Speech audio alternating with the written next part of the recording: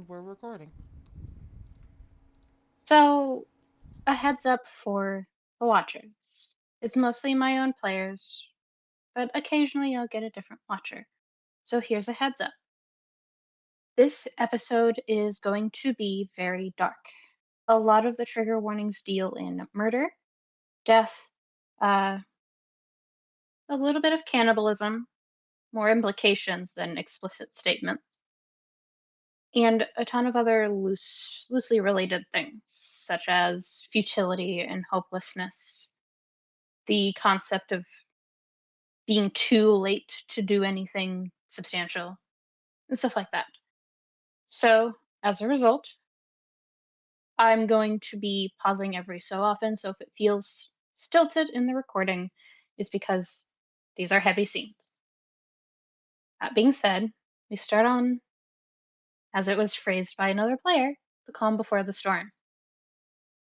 Arthur, you and Lex have been walking away from where you last saw Aster. Aster went in a different direction than you, frustrated that it didn't take, that he said a thing and it didn't do he essentially had the response of, I know I said an awful thing, but it's the only way I could phrase it. And because of both of your mental illnesses, you immediately shut down and disconnected entirely emotionally from the conversation and walked off. Lex started to lead you towards the throne room where you both know your mother and father is, even after everything that had happened. He kind of mentions offhandedly to you just a casual question. He sounds really calm, but you know he's just tapping into his nobody side really hard. What do you think about a vacation? I I think that sounds nice. I know you have things to do in a week or so, but I think we both need to get away for a while. So I'm I'm going to call dad and mom and uncle and see if we can get something set up. There's a couple of places I have in mind, and he just goes, it's mind numbing. This is what he does for both of you when things get really tough, and there's nothing else you can do. He just goes on a tangent. It's all logistics of the vacation, and he does send out a text, a call, a message to the people he said, and he basically tells them to meet in the throne room because that's the safest place to hold this conversation, especially considering those are all the strongest people in the kingdom, including you and him. So it's kind of mind numbing, even when you get in there to discuss logistics with your parents, who do ask why you're asking for it. Lex kind of nudges you in that manner of, if you tell them, it'll get worse. But what does Arthur say to them about why? Uh, Does he tell the truth or does he kind of twist it a little bit? I think, in light of recent events, I need a break. Your father doesn't press, but does nod. It makes sense to him. It's been rough the past few days, let alone the past few months. Your mother does stare for a moment. And being a mom of not one or two, but three kids, she's kind of put together how to notice that you're not telling them everything, but she also doesn't press you for it because she of all people understands if you of all people don't want to talk about it. It must have been pretty upsetting. She also brings up offhandedly of, I know you don't want to talk about it, and that's okay. I'm not going to force you to. I would like your permission to look into it anyway. Is that all right?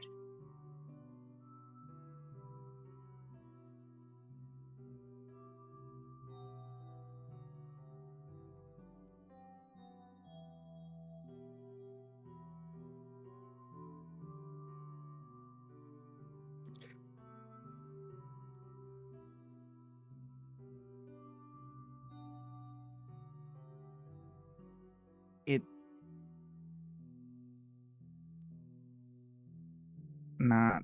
I won't say no.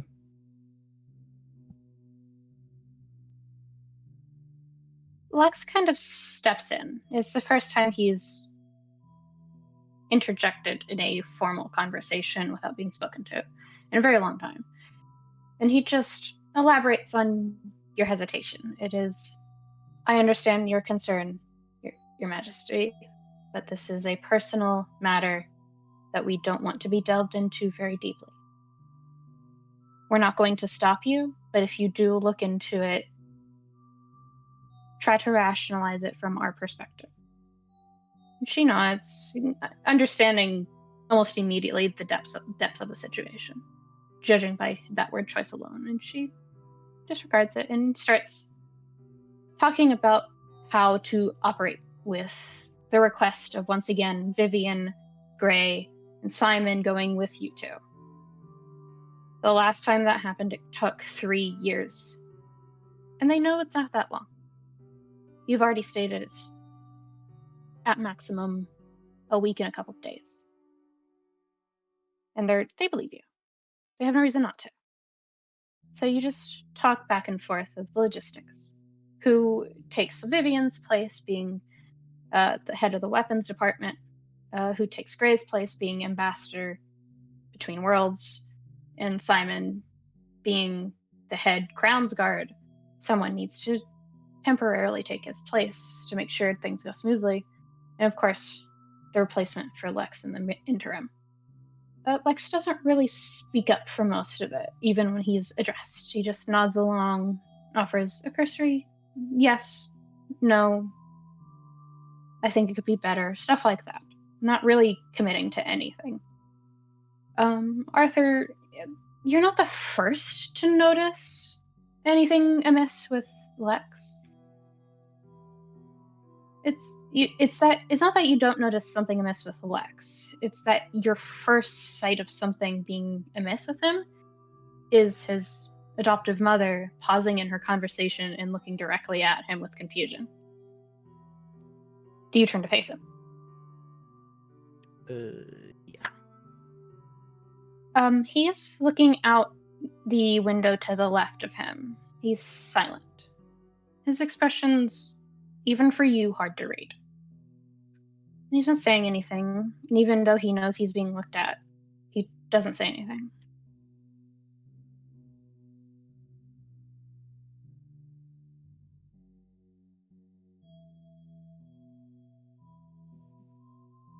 Is it?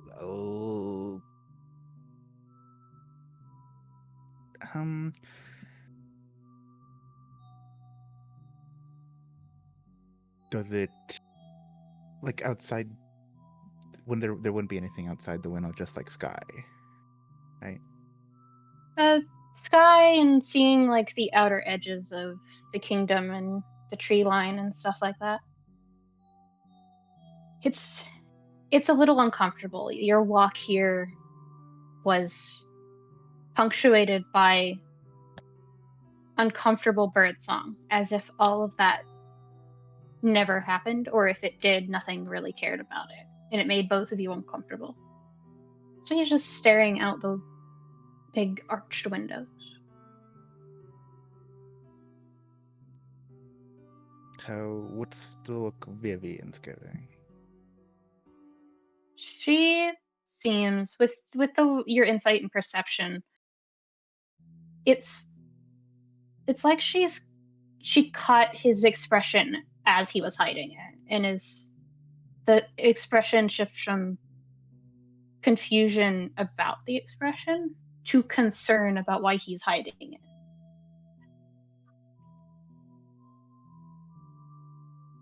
She hasn't said anything because the others haven't noticed. They're busy talking. And they haven't noticed that you two have gone quiet.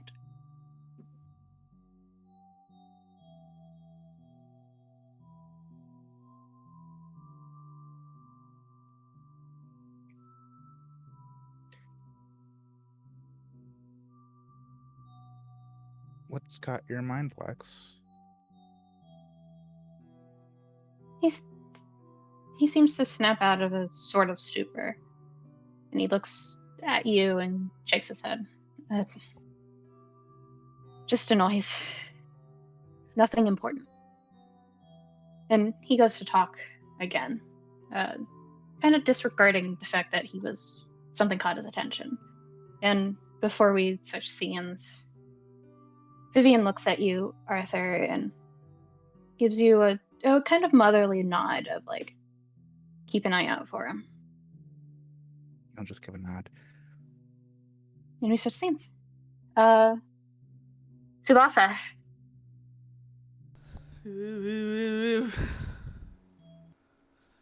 Um, you were guided back to a place you recognize in the castle by Lance, who quickly not ran off, but like went to go check up on Helia because Helia had been alone too long. Well, Caliban had been with Um, Tsubasa as well. yes, so Caliban is also there. I also forgot about that, so thank you. Caliban Um, was the one who found them both. yeah, both of you got lost. That's right. Yeah. So Caliban, you find them, but once you find them both and bring them both to each other, Lance leads you both back to a place of safety, and then goes off to check up on Helia. Um, and it's quiet for a little while. It's unsettlingly quiet. It is. It's like taking two. Zag will understand what I mean by this. It's like taking a deep breath, but the breath in your chest feels wrong.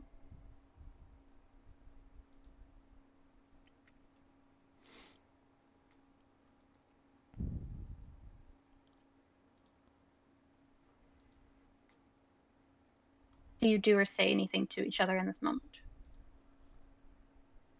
Tsubasa does look over at Caliban with a sort of expression of, do you feel that too?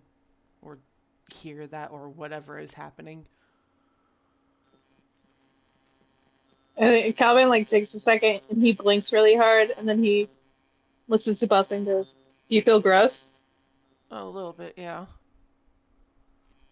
Mm, it is mutual. If he gets a little quiet after that, I think he's looking around to see if it's something nearby or if they need to like investigate it at all. Um, hey Caliban. Yeah. Uh, your insight's not really high, is it? Maybe so. Hold on. I wasn't expecting to be in this scene, so I didn't have my book open. You're good. No, his passive insight. Mm-hmm. His passive insight's a 20. So, may I ask what your survival is? Ugh, another number. Um, if you'll believe it. Um, Shocking. passive survival is 14. So, more your insight than your survival. What I'm counting as you being able to pick up on traces of things out of place. Um, it's you catch it a split second before Tsubasa does. And Tsubasa, you pick up on it really easily because of your passive perception being bullshit. 24, yeah. Um, mhm. It is only that you have a 20 insight that you catch it faster. The feeling in your chest, Caliban, you know that feeling a little too well. You know who's doing it. And then Tsubasa, you hear distant clashing of blades.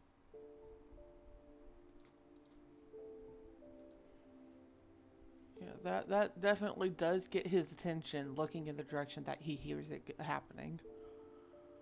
Hmm.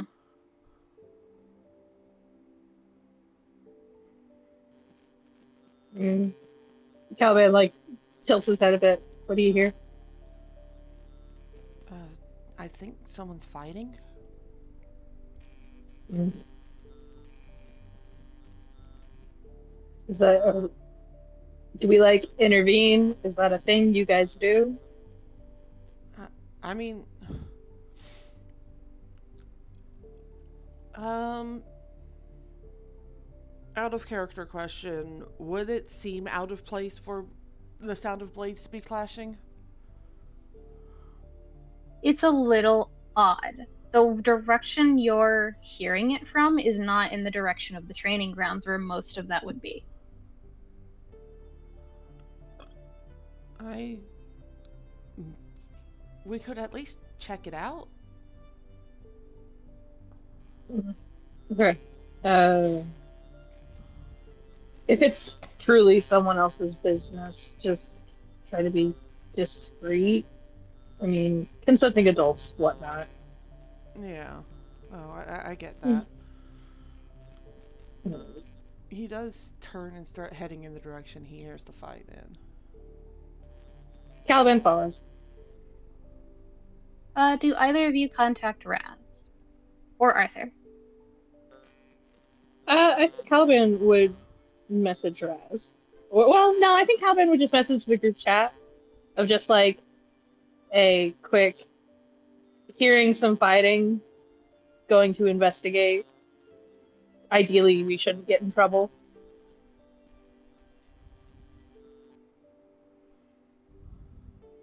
I don't think Arthur responds immediately. There's not even a scene or read receipt. Arthur's busy. But does Razz respond at all? Honestly, after last session, I think it's just a red. She's still in kind of a weird headspace and does not respond. Right. So you've sent a message to the group chat. I think Razz only having read it, I think Caliban like stops and he goes, "Something might be up with Razz." It was mentioned in the last session that Razz had indicated that. Yeah, Yeah. yeah. Caliban is just like, I think it's might be worse. So he's like, "Are you okay to check the fight on your own?" Uh, yeah. One of us definitely should go check on Raz. I'll see what's going on with the fight and I'll join back up with you, alright? All right, I'll text the group chat when I find her. Alright. All right. He stay safe. I'm pretty sneaky. I think I'll be fine. All right. All right. Calvin, hmm. I don't think Caliban necessarily has a lead on where Raz would be, but he doesn't necessarily need one. He's just gonna go look. All right, so you two split off, and Tsubasa, do you walk or do you run? Not quite running, but somewhere between a speed walk and a jog. So I'd say you move about 20 feet per round. Okay. Because we're not doing our initiative thing, but you're not moving your full speed every time. Because you have no reason to. This is just a cursory thing you're hearing after a long, arduous battle has already been fought. So it doesn't make a lot of sense, so you're curious and worried. As you kind of jog closer, trying to figure it out and put together pieces of who, why, what, when, where, the usual questions. And it starts ever so slightly. You catch that it's starting to slow as you're getting closer and closer. The fighting gets quieter and quieter. Not further away, just quieter. It does get him picking his pace up a bit.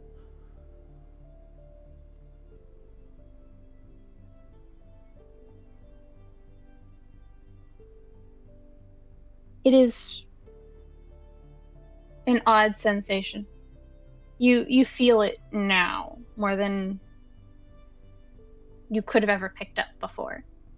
It is a weight in the center of your chest.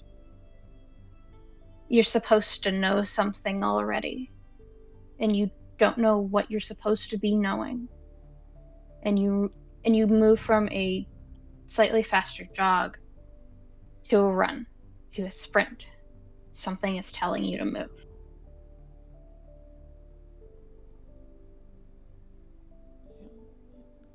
He starts full tilt running. Even though you have picked up into a run, even though you are moving as fast as you can, that feeling in your chest and in your stomach and catching in your throat, it gets louder and deeper and darker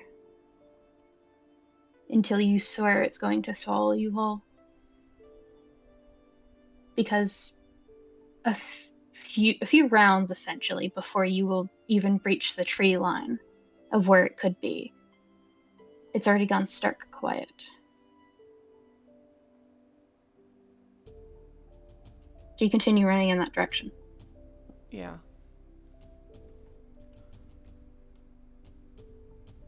You run. It's something you're good at. Two more than away.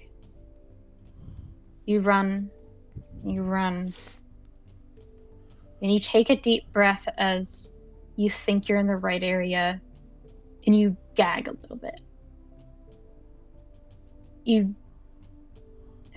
The metallic scent in the back of your throat scares you.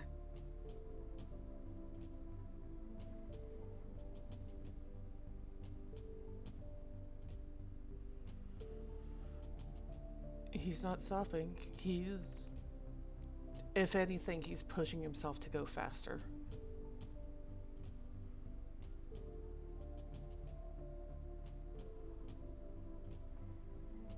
When you get there, you don't register it immediately. You see a bloody battlefield up front. It's a small area contained. It's a surprise as you see it up front that you even heard it from this distance, because it was clearly meant to shield the sounds. But you heard it, and Caliban mentioned it as if he felt it. And there's a comment from a person you don't fully clock is there until they speak. Just a cursory comment that is more statement than anything else.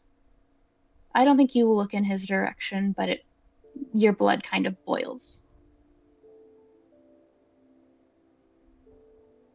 Too little too late this time.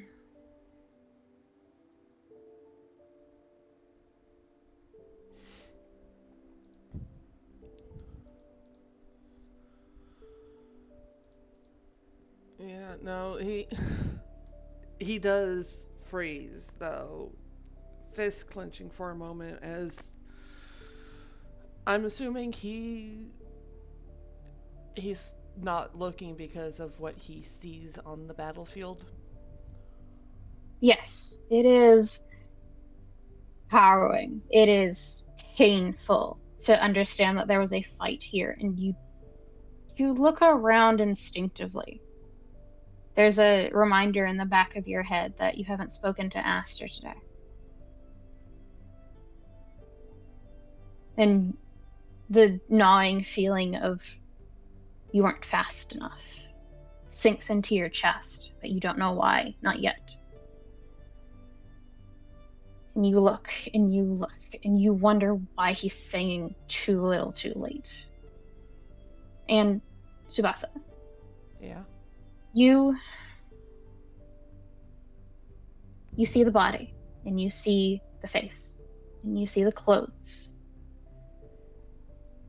But for a couple of seconds, just a few, Tsubasa, you don't know who that is on the ground. Tsubasa, for a few seconds of your time looking directly at the lifeless body of the person you loved, you do not recognize who that is.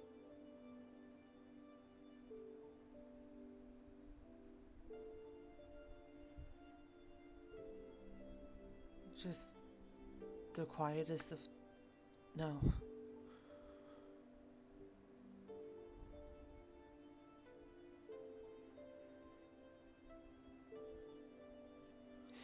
I do imagine he does glance in Fang's direction before looking back at the body. Horrified. It almost runs your blood cold. Even a glance at Fang. You're the only one who knows what Fang looks like, to your knowledge. So you see the pale skin and kind of darkened fingertips and casual clothes of Fang. You don't see his keyblade, but you're probably sure he was the one fighting. And the first thing you notice is he's covered in blood in this opalescent, iridescent light or putty or something.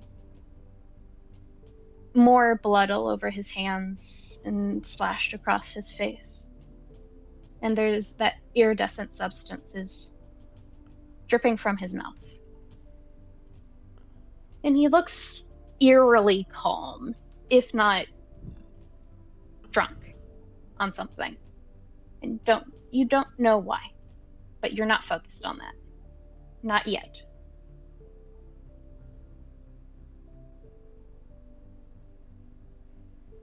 This is where I will ask, do you want to do your response? And I'll give you as much time as you want. Or do you want to pause to think first?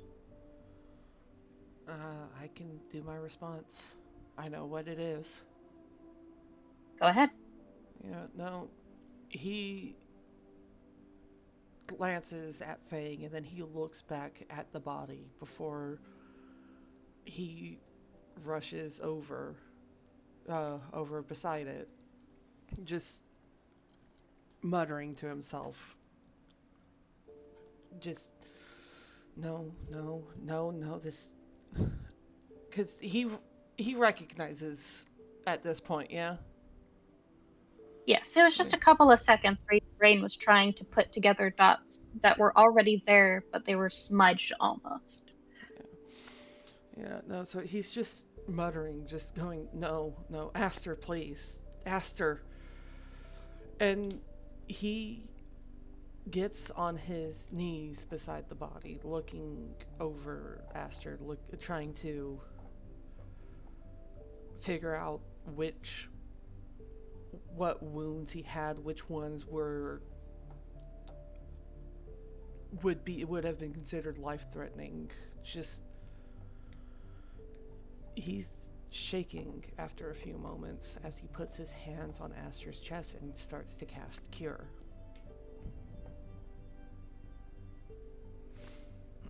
And You hear shuffling behind you just a little bit while you're doing this. he doesn't pay it any mind. He casts Cure and he casts it again and again with increasing levels of his magic. Just please wake up, Aster, please.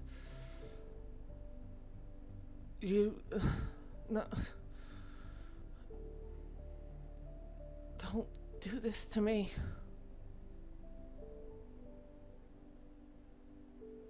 Last thing I'll say before we take a breather. Tsubasa, Yeah. the body is cold.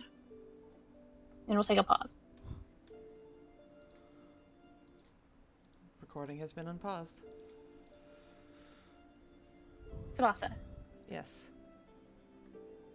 you cure, and you cure, and you cure, and there's shuffling behind you that you ignore, and you cure again and again.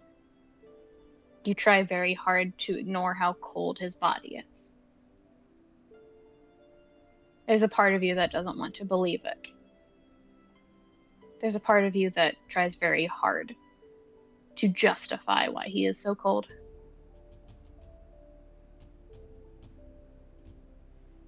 And that coldness, as you run out of magic,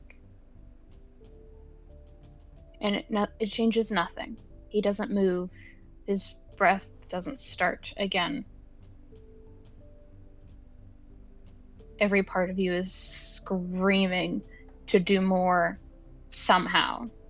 And you hear Fang behind you, kind of annoyed. All this effort for someone who was so willing to leave at the drop of a hat. He wouldn't have done the same for you. And that does get Tsubasa to flinch for a moment. Just his hand still hovering over Aster's chest, as if he could cast Cure one more time, but... Tsubasa. Yeah. You move your hands a little bit off of his chest, the remaining bits of your magic fading into him and doing nothing again.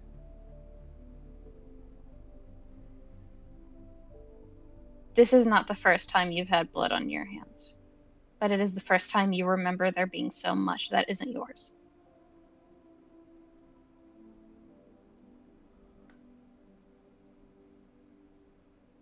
And he stares at his hands for a moment before turning to look at Fang.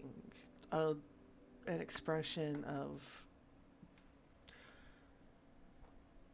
grief, despair, something like that, but also anger. Is just like, what the hell do you mean? Oh yeah, no. He looked directly at your friends as far as I can tell, and just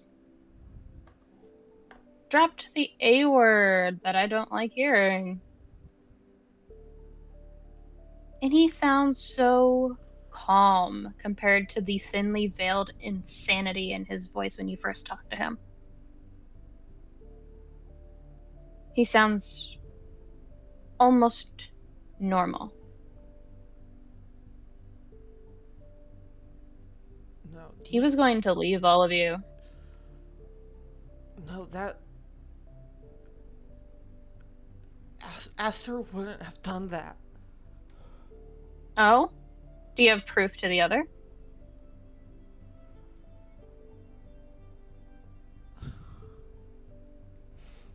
And he falters because he doesn't. But as he looks towards Aster again and then back at Fang, it's just like, is this why you killed him?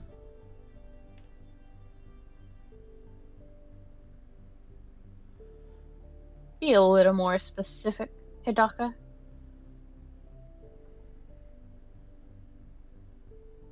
Even if he said that, it didn't, it shouldn't have been a death sentence. There's a deep chest and stomach ridden chuckle from him. It's haunting, because his normal laugh is tittering and loud and boisterous. This is... Okay, so argue me this.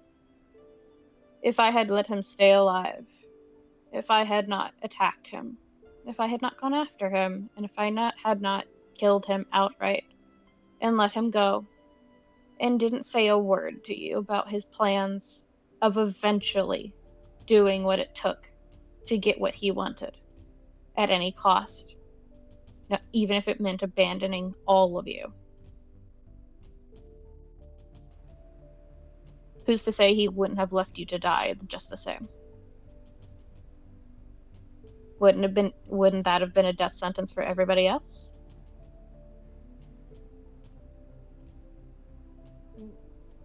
And he just stares, completely level. Tsubasa just stares back for a long moment, unable to actually come up with any defense. Because in his mind, if Aster had actually said that, if he had actually been willing to, Tsubasa never would have known when he would just leave.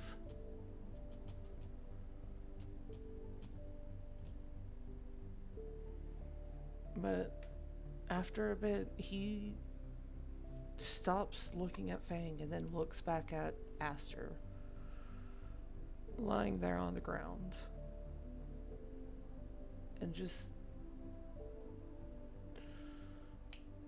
for a moment, he's quiet until he lets out a sob, reaching out to pull Aster a bit closer, as if holding him would warm him back up, would start his breath again,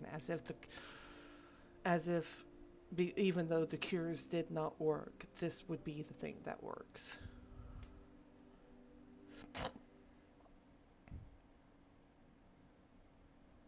You hear something behind you. I don't think you're paying attention. No, he's not. For context, Fang stands up from where he had been sitting. Teeters a little bit, showing that he is drunk on something. Wipes at his mouth with the back of a bloody hand, and the iridescent color drips into and mixes with the blood. And it just mingles for a second before fading into normal blood. And he just starts teeter-tottering in a direction. And he pauses as he starts to walk. You don't see him turn his head to you, and you don't see the expression he wears. But the expression he gives the sight of this is not pity, it's not regret or remorse. It is contemplation. A distant wonder. A brief glimpse of clarity in his eyes. And then it's gone, and he continues walking, shouting openly of, "If I truly didn't have any fondness for you people, I would have left him to rot. Have some faith in my ability to be a person, even if you do end up hating me." And he walks off and leaves you there.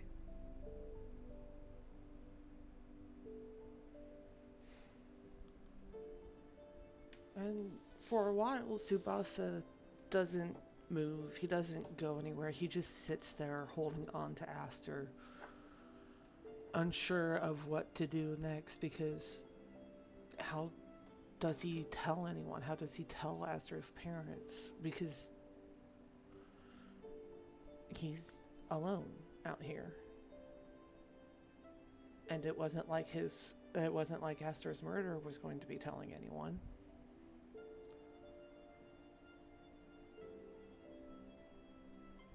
But I imagine after a moment,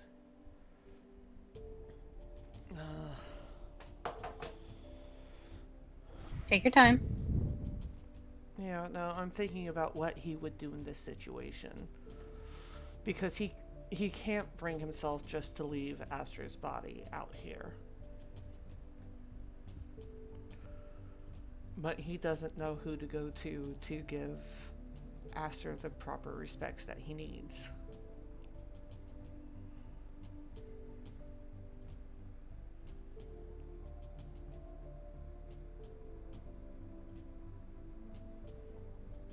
But I do imagine after a bit he probably would text the group chat with nothing more than his location.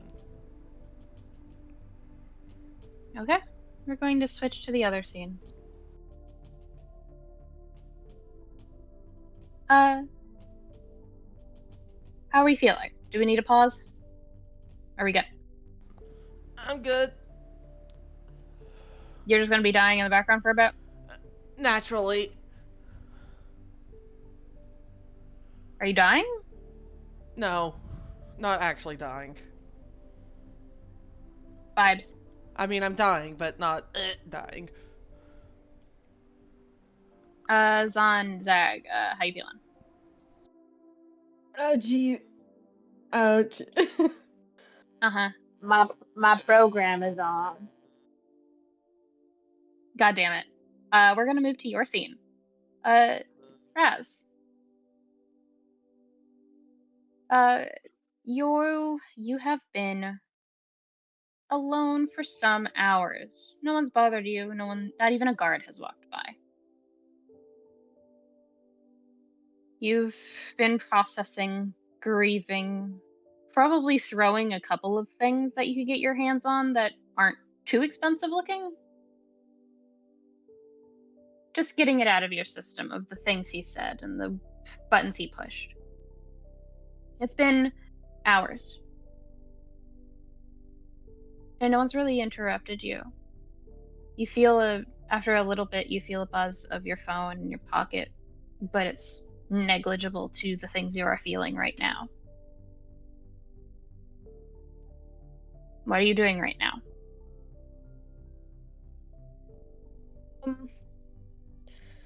I imagine after spending a few hours cycling through every emotion known to man, she is just kind of pacing around. She did open the message, but did not answer, did not think twice, because she's so consumed by her own shit. She doesn't even think that something much worse could be going on. As you do. Yes.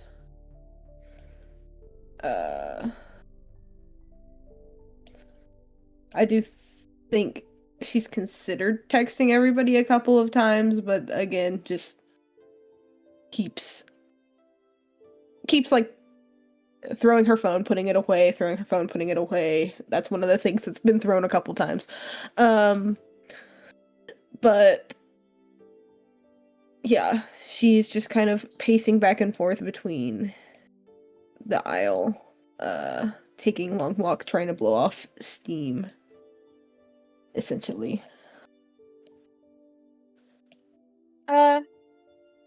After a few minutes, you read the message, you consider texting, you throw the phone, pick it back up, read it again, get mad all over again. It's a cycle. Nothing really registers for a bit. But you do, out of your peripheral vision and hearing, you hear footsteps very lightly off to the corner of the room that you're in. How do you react? Hearing that anybody is coming near, there's like the immediate instinct to try to put herself back together, if that makes sense. Like, I'm sure her hair's a little messed up, so she smooths it a little bit and tries to rub her eyes because she's definitely been crying, and takes a deep breath and kind of starts walking towards the sound just to see who it is. And Caliban, you are not exactly taking your time, but like alerting yourself, telegraphing your steps in case Razz wants to be alone. Yeah, it's like a very intentional, like, I think I just saw you three just throw your phone 3 separate times as I began approaching. Yeah. So, Razz, you go to peek at who's walking into the space you're in, and you recognize Caliban. Caliban, you are maybe a good 60 feet away, but you're definitely visible.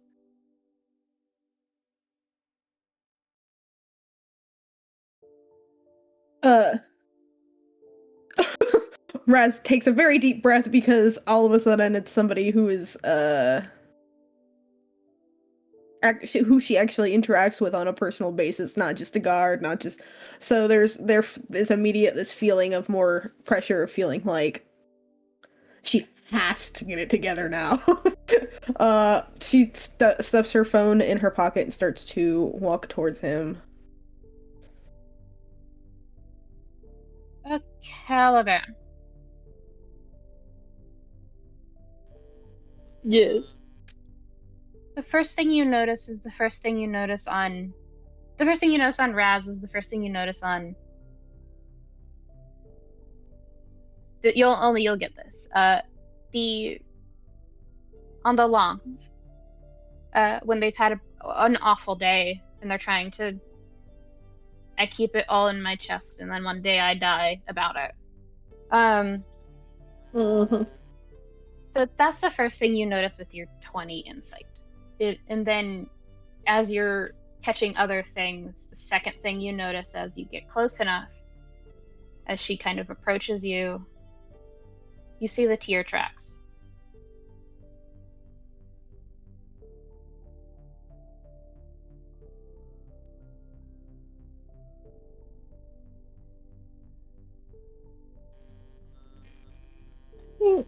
Caliban is. He takes a big inhale as soon as Razz is close enough for him to see her face. And there's just a. I think he waits for her to say something. He's quiet. He scrunches his eyebrows a little bit, just a little like concerned, pensive face. But he's still. It's not pity. It's just a quiet. You're not doing well. I think at the shift in his expression, she definitely pauses because I guess she's not hiding it as well as she thought she was, and she just deep breath and have you seen any of the others recently?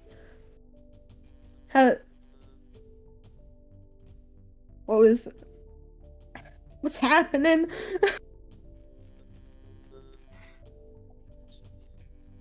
I took that big breath in and he didn't let it out all the way. So he like exhales slowly. He goes, okay. Like internally he's like, all right, so we're not talking about it.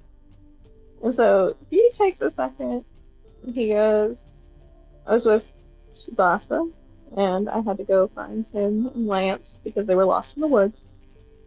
And we had gotten back. There was fighting. I had messaged the group chat about it, and I saw that you had read it, but didn't reply. It just felt like out of character.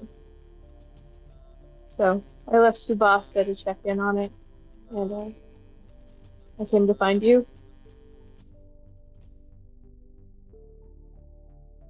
Well, I did see it. I've been here. I think there was someone else here. They were in my head. They know things, and I don't know what to do. And she starts crying again.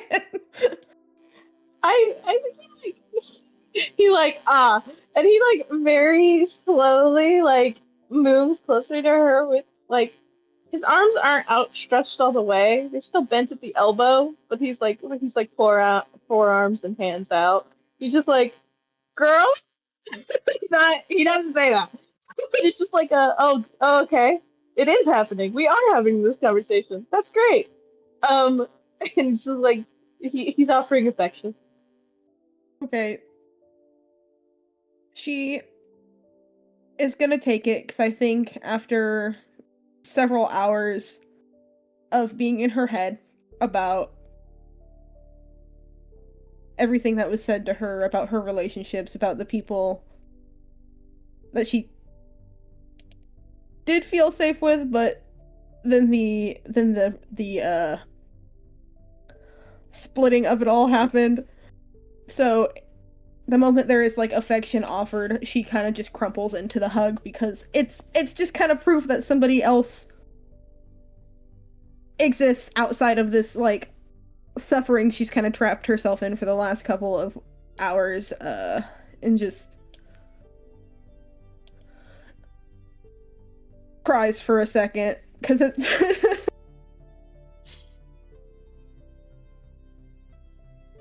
But when she is able to catch her breath, she just kind of looks up at him and just he knew things that I had never told anybody, things that inside thoughts that are heavy and scary to put outside, and it was scarier for I he made me think he was my friend.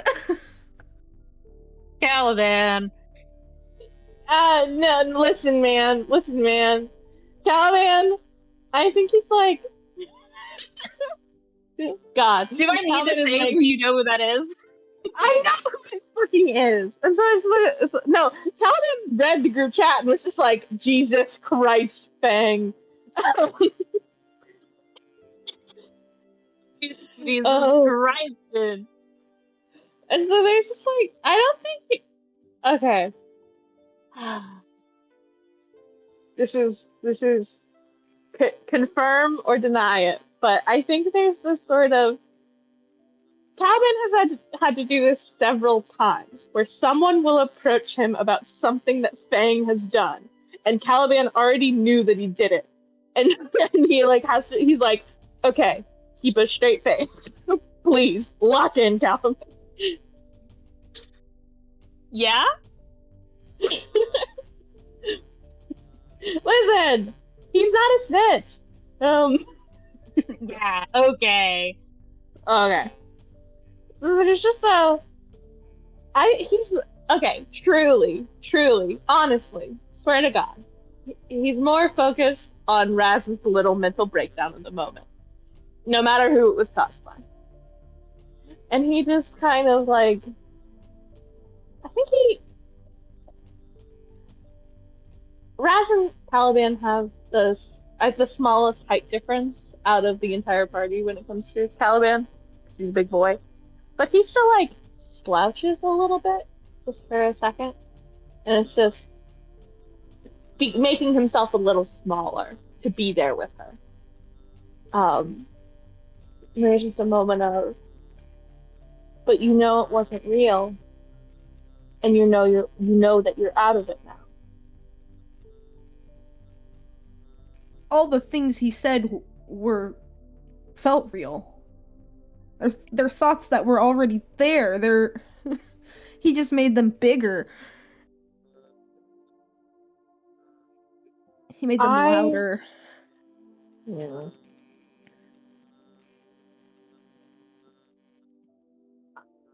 I I also have a lot of inside thoughts. And I realized that the longer that I let them stay in there, the more they fester. It doesn't matter what I do about them. They'll get louder on their own. I'm not saying what he did was good or kind. The team, you're obviously not doing well. What I am saying is that it's over, and we know about it now, and so we can do better in the future to make sure everyone is safe. But I know for a fact you're going to sit here and think about everything that was said. You're going to turn it over in your head a million times, and it's going to suck. I know we just met. I know this might be a lot. But I know I'm not your only friend. I know that the thought seems so big, especially now. But maybe try to make sure he's not the only person who knows them too. That's very wise. She says through tears. Can I mean, okay, I'm kind of doing this as a bit. But like, I think Calvin is like sitting here and he's just like, I kind of know what she's going through. And he's like, Caliban is trying to turn on BPD to BPD communication. The brain And link. so he's like, so many times, and he just goes, he just like takes a big swing, and it's just like, borderline sucks, doesn't it?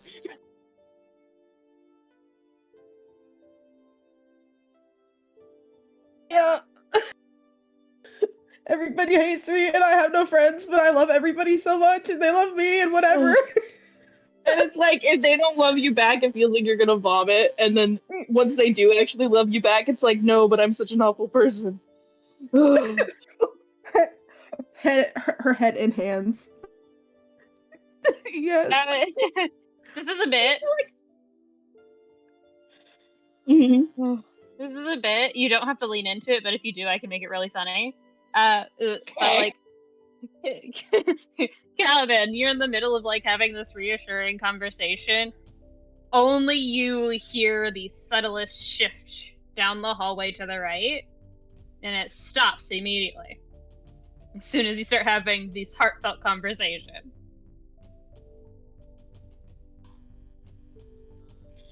Calvin's still like holding her, and I think he's been like petting her back a little bit, and it's just like they have this funny moment. He's just like, there are better ways to deal with all of this bullshit than beating the shit out of your phone. Hey, What? beating the shit out of my phone What was is my tether to this world. Mhm.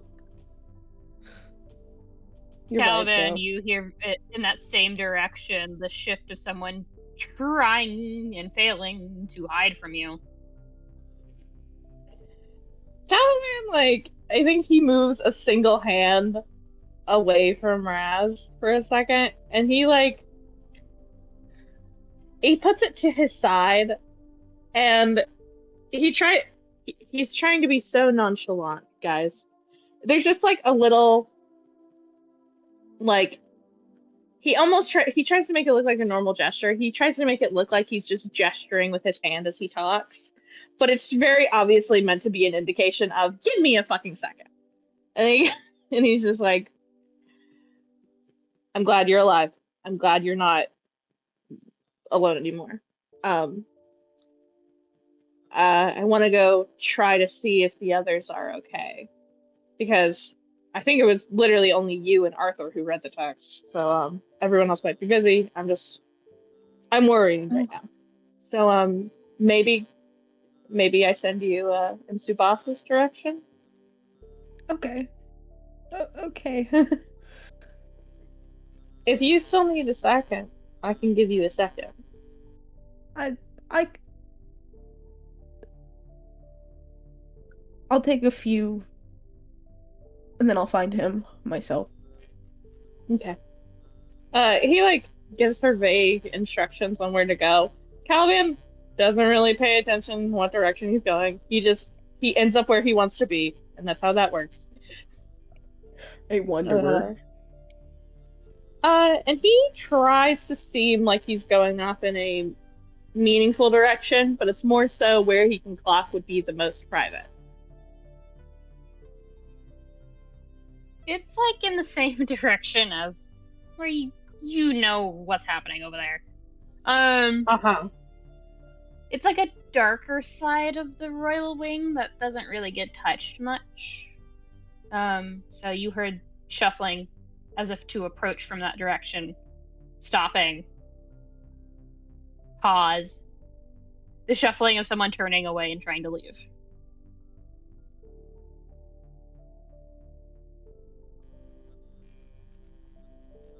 I think Caliban, oh god,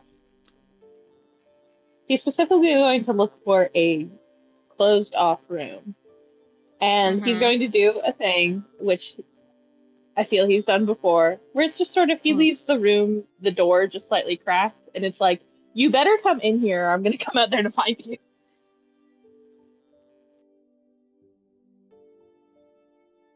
It takes a moment, and you realize that there's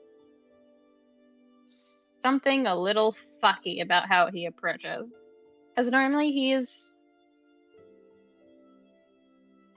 doesn't make an effort to hide from you in the first place. He doesn't, for whatever reason, he just doesn't. You attribute it to a number of reasons. because he does the same thing to the rest of his longs, his friends. And he just, at this time, his gait, his stride is off kilter. You hear it before you see him, and you smell the blood before you see it. He steps into the room and closes the door. And the room is dimly lit, but you don't need a lot of light to register a lot of things very quickly. Fang's entire outfit fucking ruined. Not that he ever really cares about looking nice. It's more along the lines of accentuating that he was probably the source of the fighting. And you clock that first, and then you notice the blood, and then you recognize it as pure mana that is dripping from his mouth and is kind of staining his throat a little bit. And then unfortunately, you also easily clock the dilation to his eyes and the way he's not talking immediately and just staring and waiting. He's drunk. Yeah. Calvin gives a really look, and then there's like a. He's not all up in Fang's business. He's like maybe a foot or two away from them. He's trying to be close. And there's just a. You feel full? Yeah. Who the fuck did you kill? So there's good news and bad news. I can justify it. And he just kind of starts awkwardly pacing. Like, he clearly looks like he's about to fall over at any moment. But he's pacing. Calvin is like ready to grab him if he falls, but that's about it. He's letting him do his thing. So, do you want the good news or the bad news first, gal? I love you dearly, man. I do not trust what you process to be good news and bad news. No fun. But alright. Uh-huh. Bad news first, then. Okay. The Herald sought me out for a fight.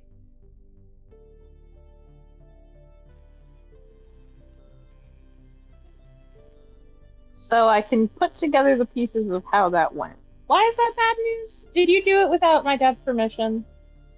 No, I talked to Mom, Okay. even though I was actively being targeted.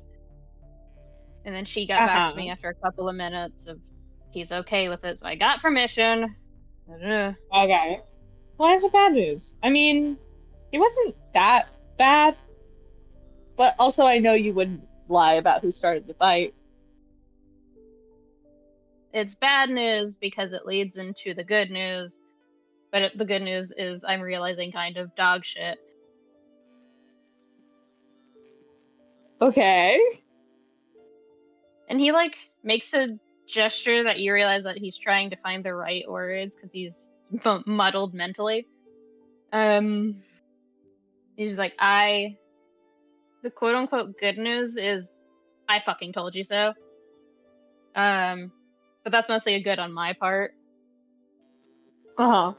Not for anybody else. It's mostly bad. So you know that guy you're obsessed with? It's not like obsession yet, but yeah, I'm going. Whatever you call it, whatever. I generally politely refer to it as fascination.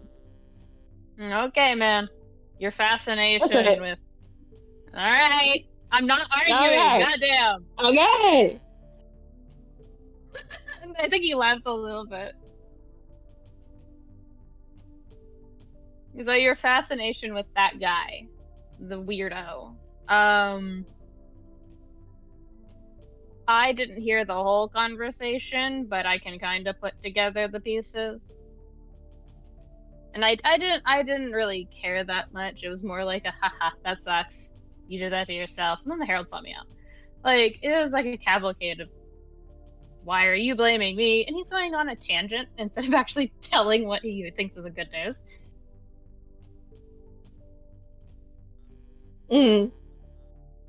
He just talks for a little bit and then goes, oh, I didn't actually say what I overheard. Yeah, you're like wasted, man. Yeah, it's great. This is Mm. great. I'm having a great time. I overheard the conversation right at the tail end of the Herald talking to the Pendraco and the Weirdo. Just a He couple has of a fucking comments. name. Whatever. Okay. Moving on. So that conversation was happening. I didn't hear most of it because the Ambrosie like does the fucking like with Dude, he has. There are like 7 different other things you could call him. shut the fuck up. All right. Okay. So those three were having a conversation. I didn't hear most of it because they already kicked me out of their sphere of influence, yada yada. But then like something happened. I think the Herald said something really bad because your fascination, and he does air quotes around fascination. Your fascination leaned real hard into dropping his sphere of influence of making them not be noticed. You know that thing he does.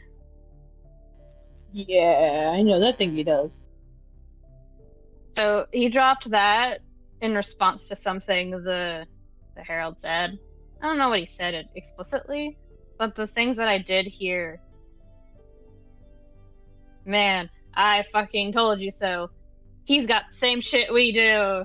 So it had to be bad. And it's real bad because I can kind of put together the reason why I got so mad. And I did get mad. I'm still kind of mad, but I'm too drunk to be mad. Okay. I mean, you did kill the problem. Yeah, and I'm having a great time. I feel fucking nothing, dude. But yeah, I'm pretty sure the Herald really outright said something super close to admitting he would leave them. I don't have full confirmation, but considering his outburst against me, I'm probably right.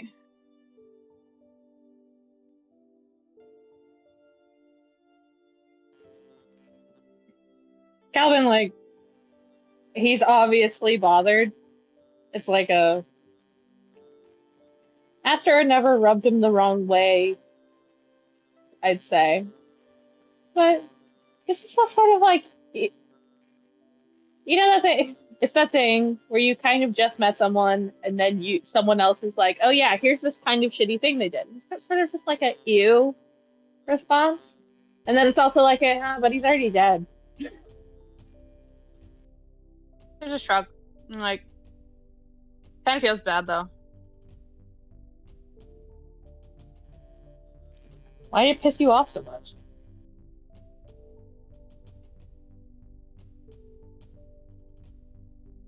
Caliban knows that Bang doesn't really have a filter. He just says whatever, whenever, and he laughs it off, even if it sounds sincere.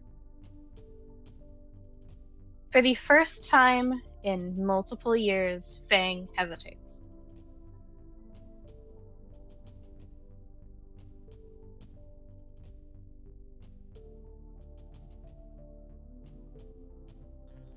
That bad? And bad is subjective, I think. It's whatever.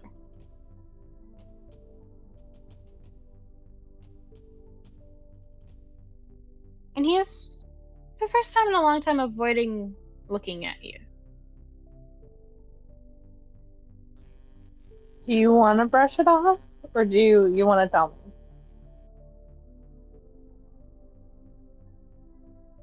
I don't know.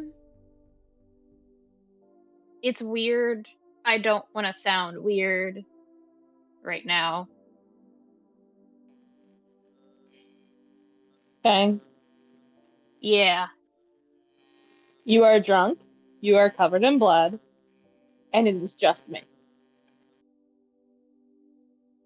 Yeah. It doesn't mean I can't sound weird. Okay, you know who I spend most of my quality time with. I know what weird sounds like. Or is this like a vastly different kind of weird? He mutters the words at first and registers that only he heard them, and it won't. And you'll just ask again, which I think for a second, Caliban just goes, I didn't hear that because it's too quiet. It's a But then face. he. Mhm. And then he just awkwardly shifts from one side to the other on his feet, and he almost tips for a second and rights himself. I freaked out a little harder than normal in that situation because I considered if someone had said it to you. And he doesn't meet your eyes.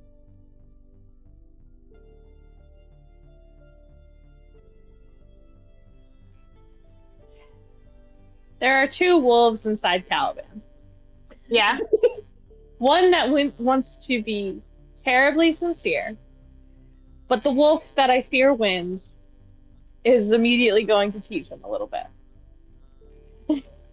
Mm. And it's just you feeling soft today?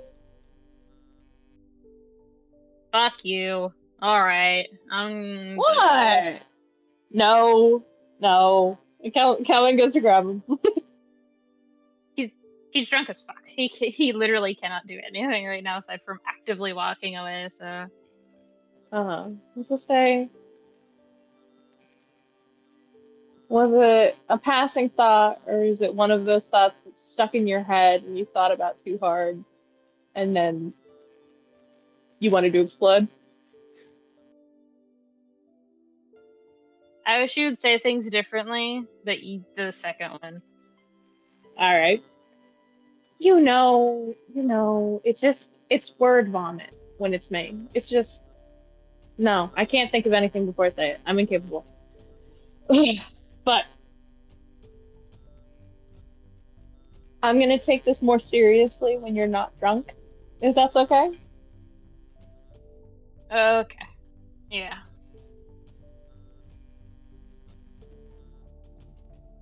I would do the same thing if it was you, okay? Nah, no, you wouldn't. Nobody does. Fang, What? I I killed your ex-boyfriend. What are we talking Mm-hmm. about? It's good. I've already kind of done that. I objectively didn't Marie also wanted to fucking kill him? Well, yeah, but I did it in a gay way. Was it gay? Fang, What?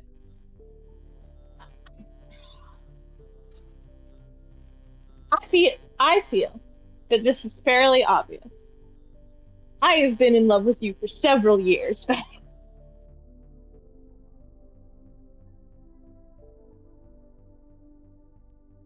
Oh, I'm drunk. Okay. That sounds So what good. does that mean? What does that mean? Fucking hallucinating. I need to go. God, I wish you were hallucinating. No, no, dude. Okay. Can I take you somewhere to sleep this off? Sure, if you trust the location. I'm gonna I'm just gonna take you to my house. I'm just gonna put you in my room. He says it a little off kilter, but it's like, gay. I just tried to be gay. What are we And you said it was a hallucination. Are we being gay or not? No. I know. I only lead into all of this gay shit when I'm either really drunk off my ass or hallucinating or fucking both. I'm never letting you live this down. I feel like that's when you pick him up. Yeah, no, it's like full potato sack. Yeah. Like, I'm telling everyone about this. Jesus Christ. Is Jesus Christ real in Kingdom Hearts lore? The It's Hunchback of Notre complicated. Dame is real. The Hunchback of Notre Dame is real. Unfortunately so. So, okay, so Caliban doesn't say Jesus Christ, we're not, okay. But he does just go, gods, dude. Look, you're... No. No, come on, come on. Your entire thing, you made like 3 people cry today. You don't get to shut up now. I did. It was great.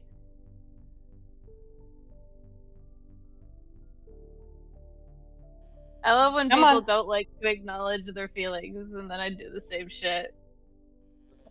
You're the biggest hypocrite I know. You know other hypocrites? And he grins. It's mostly you. I don't think anyone else can qualify as a hypocrite when I'm around you. Aw, I'm special then. Dude, again, are we being gay or are we not? What's the vibe? He just goes into a laughing fit. I think this continues, this just bickering back and forth, the entire walk. Because the entire Yeah. state is a little bit away from town. So it's just, like, I think Caliban checks his phone a few times, because he really only needs one arm to hold Fang. But it's just he's making sure everyone's okay. He's kind of gathering what Tsubasa found. He's like, well, Caliban, your emotional intelligence amazes me. He's just kind of like, well, I guess it's kind of like beautiful that Tsubasa was the one that found him, right? And he's like, he's not going to acknowledge how fucked up that is. Not right now. He's busy. So you take a very, very drunk Fang to your family estate. Very cursory. We've already talked about how Alex reacts when you ask him about checking in with them. It's just a cursory, almost bafflement of like, should I be concerned about this? I think yes. All right, Caliban. Sure. This is a lot. Again, We're gonna talk. But he does like, yeah. yeah. So it's like a The most, cursory thing. Of like, okay. most crucial points are just there's a weird guy in my room. He's not going to bother anyone. He might need whatever Audewolf takes in like lieu of ibuprofen. And he's covered in blood. But that's not. Don't worry about that. Alex rubbing his temples are just like, okay. All right, Caliban. Here we go again. Before, what do you mean? The vague hand gesture at the several amounts of medicine they've had to stock because of your constant fighting when you were younger. Listen. I did not start that. We all know that it started when Nikolai broke his arm. A really heavy sigh, and we just sort of switch to what's happening over there. Arthur, I think you finally look at your phone. It's been on Do Not Disturb for a bit, but the conversations have dwindled a little bit. Enough for you to be offered dismissal, and Lux goes, I can handle it. You have stuff to do. I got it. He just lets you walk out at your own pace. You do see the commentary of just a location. Just coordinates from Tsubasa. And it sinks heavy in your stomach. Really fast. Do you do anything? I think he goes towards the coordinates. I don't think he rushes though.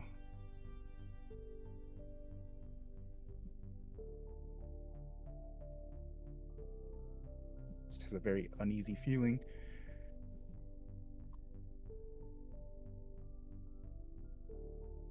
Razz, you were already headed there some 10-15 minutes prior to all the stupid gay talk.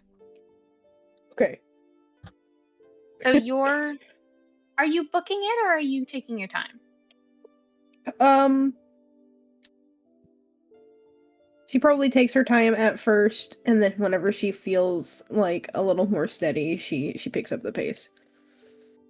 So you take a moment to get there. It, much like Tsubasa, but a little dimmer. The first thing you notice is the thing that most people notice first about a scene like this. The scent of copper hits the back of your throat.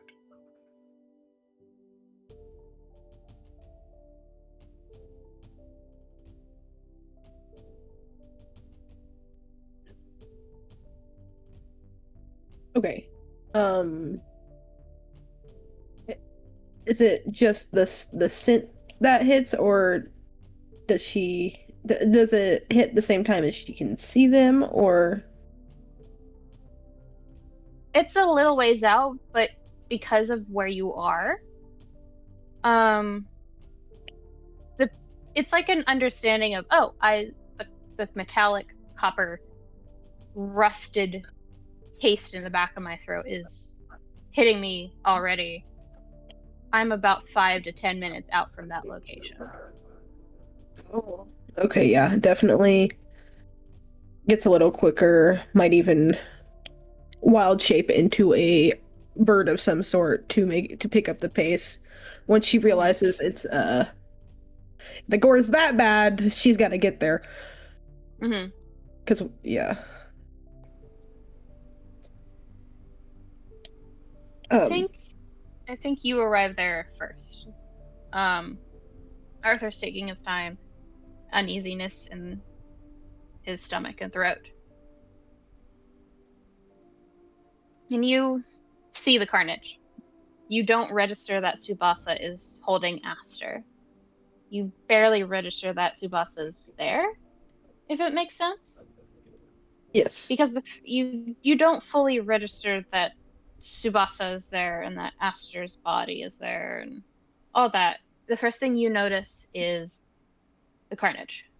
The blood, the torn fabric, the gashes in the ground, some uprooted smaller trees. And you know your way around a one-sided fight. This was very one-sided. Oh. Fuck.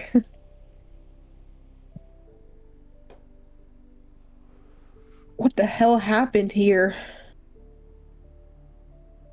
Tsubasa, you didn't hear Razz approach, but you hear her voice. Yeah, it does take a moment for him to move, because he hasn't moved from his spot. He hasn't let go of Aster, but when he hears Razz's voice, he does lift his head and look over at her. And, like, I don't give a shit what your passive perception is. You can see, Razz can see that he had been crying. And just... He goes to open his mouth before closing it again and looking down at Aster. Oh. Razz, you need no explanation. Usually the first thing that would happen when you approach these two having an intimate moment, even after a bad situation, would be Aster making a comment. A snide, snarky, smart-ass comment. That lets you know he's okay if just injured. He is quiet, silent.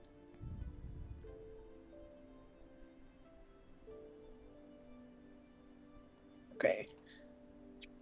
Razz is going to approach slowly. And while doing that, her eyes do not leave the body, expecting like some kind of breath or something, but it's pretty clear that Tsubasa's been doing that for much longer. You Razz. Razz. You stare at the face. You look at the features. You look at the outfit. You look at the body. For a few seconds longer than just a few seconds, your brain does not connect the dots on who that is. But after about 10, 15 seconds, it's almost a sickening feeling of how could I forget?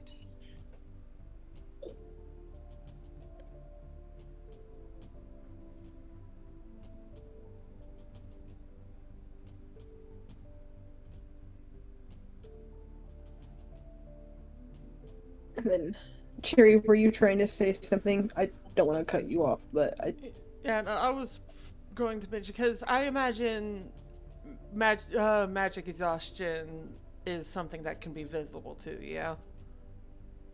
Mana exhaustion, yes. Okay. Yeah. Running out of spell slots just is what it is. Okay. Well. So if you want to say it shows physically, you can. Yeah. No. Tsubasa does look exhausted. He looks drained. Because this is happening the same day as the duel. Yeah. Yes. Yeah. You had seen him during the duel. He was fine, if not angry, when he had left to go after Lance. But now it just looks like he hasn't slept for several days. okay. So, I think upon noticing that, because that is something less permanent than what's going on with Aster, she places a hand on Tsubasa's shoulder and uses a mana points gift to gift him 30 of her mana.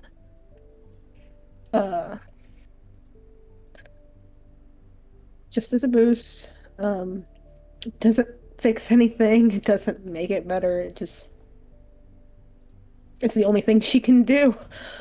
And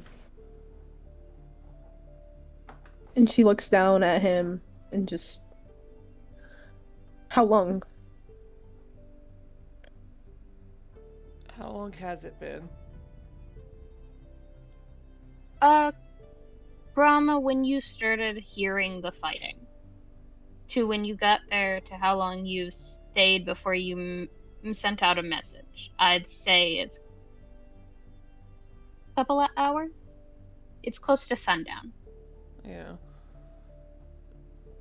So he does have to take a moment to think, glancing up at the sky to get a sense of time, and it's just like,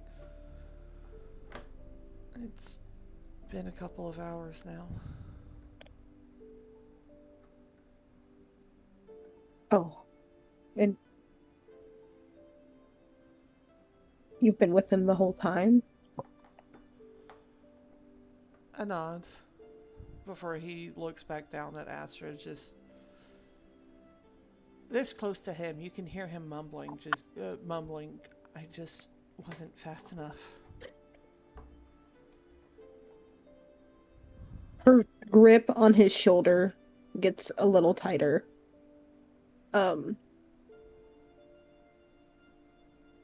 Things are still very raw for her, but there's this realization that she's been in this like moment of self-pity, spiral, destruction, whatever, while Aster's world was literally ending. Tsubasa's was falling apart.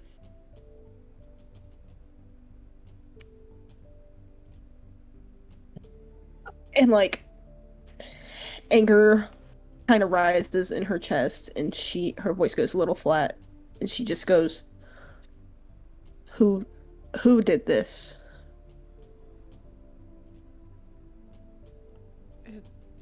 It was the guy who's been talking to us. Grip tightens, maybe a little too tight. Yeah, that does get him just sort of like shifting his shoulder, trying to get the grip to loosen a bit. Sorry. Let's go entirely. Just kind of tugs her arms over her chest. I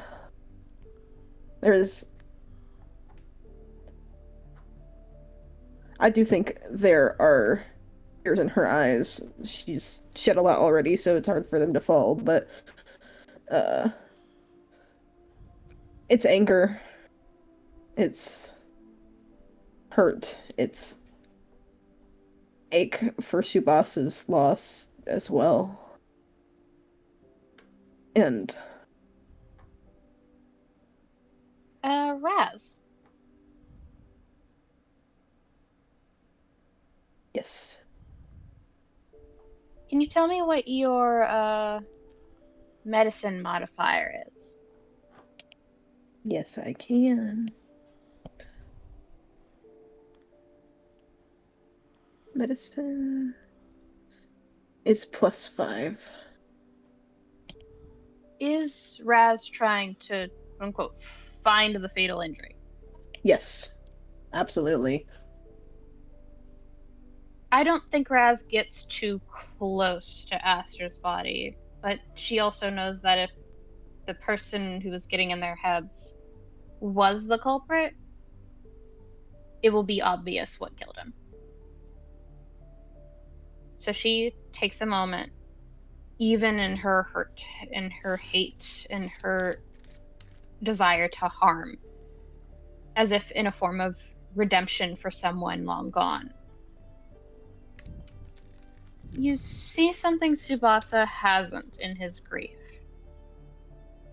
It's easily overlooked, but it's unnatural. You notice on the side of like right in between where like the dip between the shoulder and the collar of like the shoulder blade is, there are 2 little puncture wounds.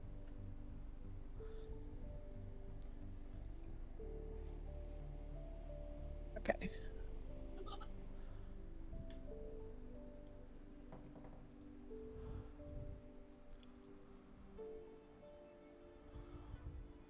With only a +5, you know it's unnatural, and it's probably the biggest cause of what killed him. But nothing else. Okay. She motions to them for Tsubasa and just says, "Those don't look right. None of this looks right. None of this is right. But those little holes in his neck." Arthur. Ooh. Yes. You had been taking your time. Whether out of fear or hesitation or understanding that you were going in the same direction that Aster was going to head in. You're not a full soldier, but you trained among them. You know the scent of blood and bone and magic. And you're the only person out of the whole party who is not comfortable with it, but has been content in understanding its meaning. So when the scent of blood, a lot of it, hits the back of your throat. I think you move faster than you intend to. And you reach that desolated, carnage-filled area with the other three. Two in a body you struggle to recognize in your frustration with Aster. And it's more of a context clue situation. You hear the words that Razz says, pointing out the unnatural thing that happened to him. And your brain doesn't put it together. Not immediately. It takes you a good 5 minutes, which is not immediate. But the context clues is someone is dead. Someone important is dead. Why don't I remember who that is? Why don't I remember who that is? And it just keeps repeating until your brain clicks into gear and you remember exactly who's laying motionless on the ground.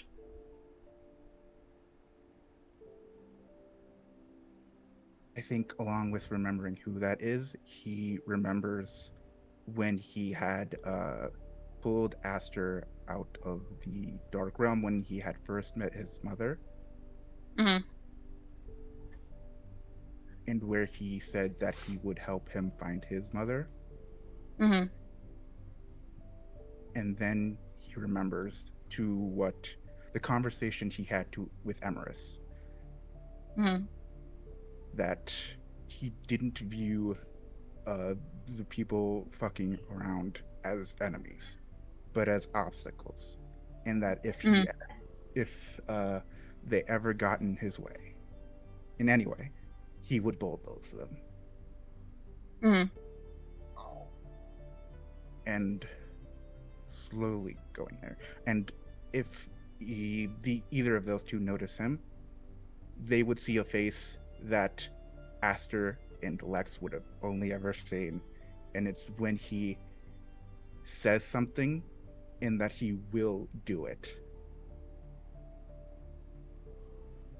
And I think the only person who catches you immediately is Tsubasa, but only because of the passive perception, not actively. And I think unconsciously he uses rest easy, not to take away the pain, but for a lingering effect that even if this pain will stay there, they will get through it.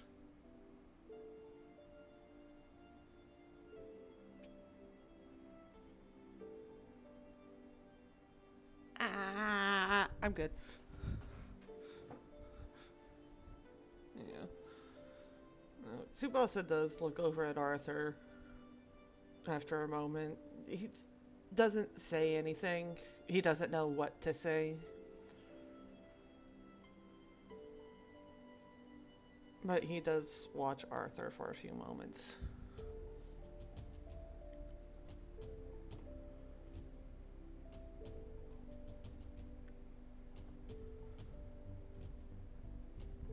But I do imagine after a bit, he just says, we can't just leave him here. I don't know what to do.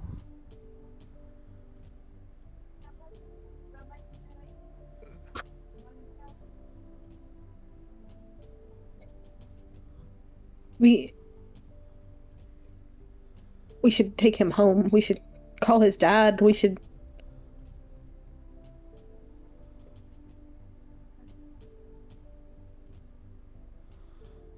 I think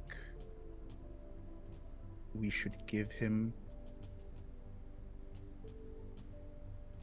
the word, the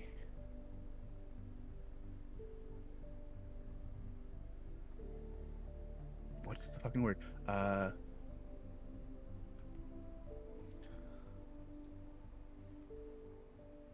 fucking words. The burial of a flag. That's what he wanted before.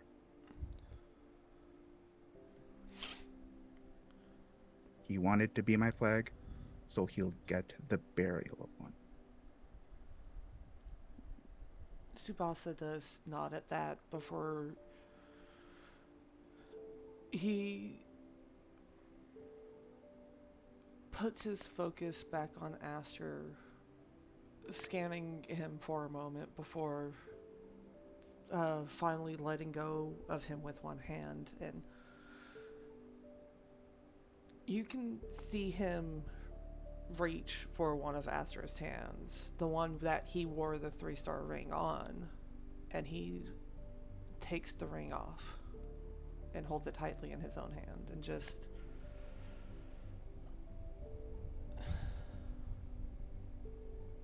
I need to talk to my parents too. I need to confirm something.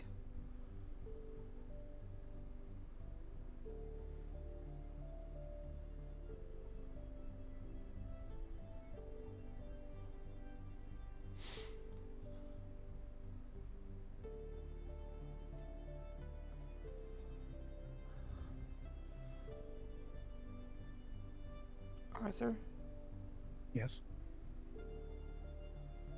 can you take care of the...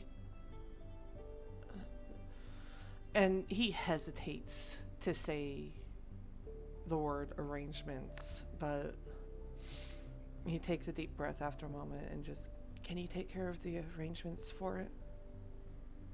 Of course.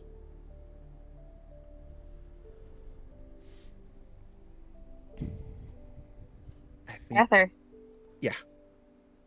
It's like absent-minded. A recollection of the talk in the throne room with everybody. Vivian's response to seeing something on Lex's face. And then you questioning him and his response of nothing important. It's absent-minded, but it's like he was looking in this direction.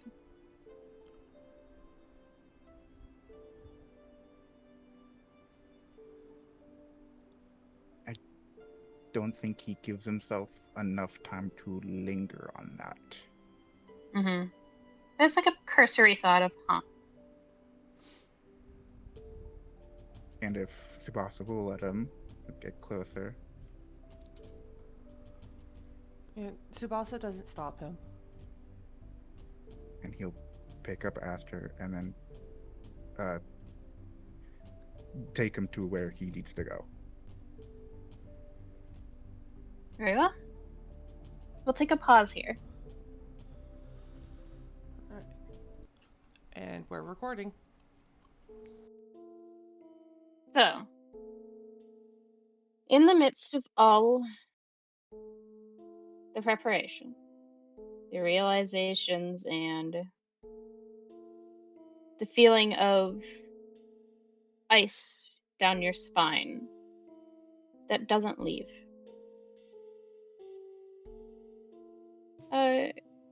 Caliban, you've been answering question after question after fucking question from your fucking brother.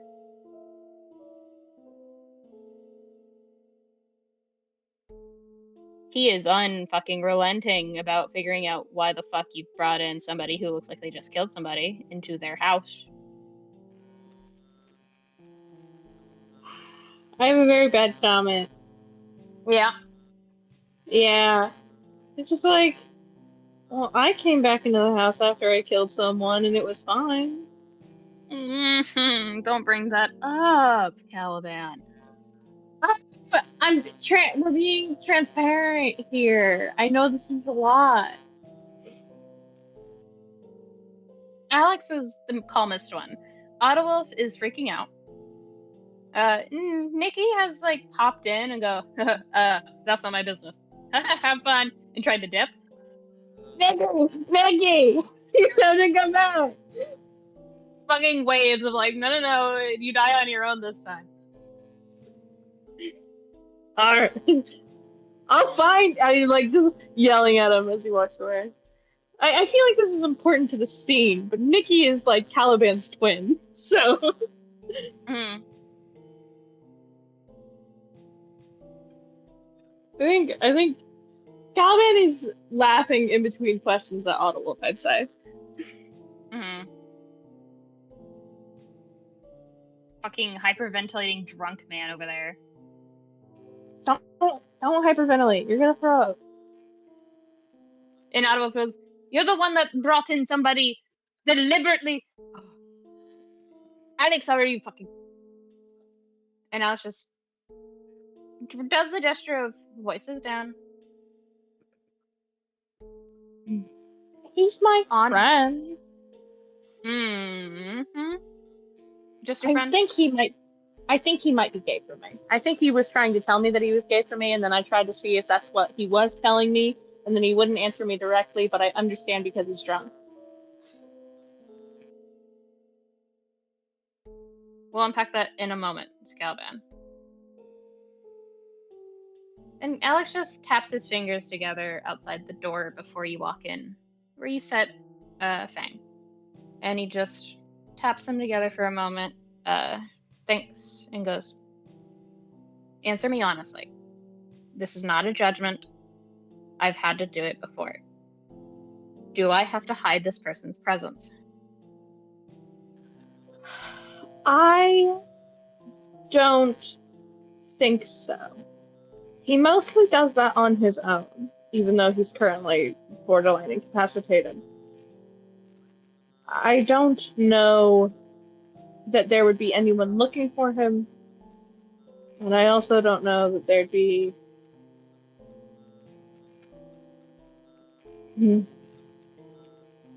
no one of threat would be looking for him, if that makes any sense. That can mean anything. I understand. If it makes you feel better, you can do it. He clicks his tongue for a moment, just staring at you. And he thinks visibly for a second before pushing up his glasses and going, "I trust you. If you need someone to quickly get my attention, just call Nikolai. I will take care of it." I was trying not to bother you too much. I feel bad. I didn't think it would be a whole thing. I was just gonna like throw him through the window. It would be that. You're busy. Even if this person has committed a great atrocity, I can forgive a lot of things so long as you can.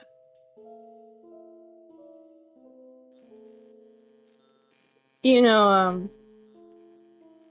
he kind of looks around. Is there any? Is it just him with Alex and not a wolf? Yeah, you have the vague awareness that Nikolai is still listening in from somewhere, but you don't see him. And Calvin gets kind of quiet. Let's just say it was emotional. It wasn't. I don't think I know who he hurt. I know what he had done. I don't think what he did was necessarily right, but I also don't fault him all the way. I've been. I told Alex. He gestures. I told Alex when he regards Otto when he says that. He goes. I kind of befriended the prince and the Lord Commander and their group of friends. I want to help them out. I have been helping them out. I helped with the castle riot, and it was one of their friends. He had threatened to abandon the group. And it was just As you say abandon, both of your brothers, they have the same reaction you did. It's a very genetic almost thing that you do of like the scrunch of the nose of like, ew. Caliban's adopted, but okay, this is a bit. This is a bit. It's a bit. So yeah, it's just yeah, and it was just Now, this is where it gets mushy, but he said that it had pissed him off because he thought about how he'd react if someone had said it to me. Alex doesn't say anything outright, just letting you talk, and his expression's pretty impassive. But Audewolf speaks so much louder instantly. They're like, "What did you do?" What do you mean? Again, are you fucking a new person? Like, I've known him for years, and we are friends who do things. You are fuck buddies. Yeah, basically. Cool. Alright. Look. I mean, like, I've been yearning and pining for several years, but that's neither here nor there. I do think it's mutual, but alright.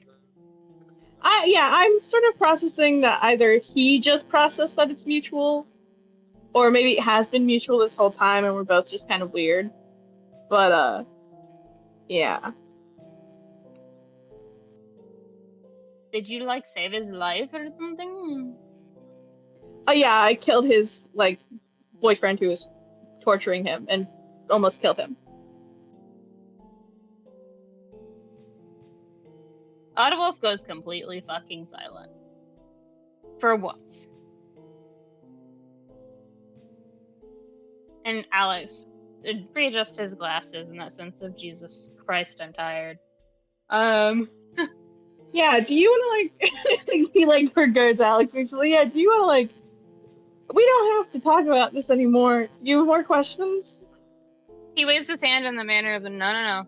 Mm-mm. Are you gonna tell Dad?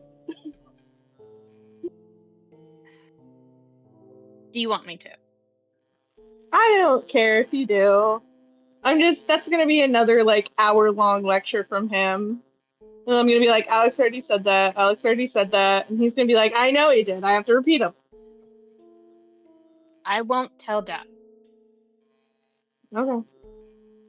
I'm in the middle of a different process right now. I'm just tired. Yeah. I I know I have a lot on my plate. I like having a lot on my plate. I know this is a lot. I know I'm not quite literally the, you know, upstanding citizen in terms of responsibility right now, I feel. But please let me know if I can help. Give me a bit. I'm trying.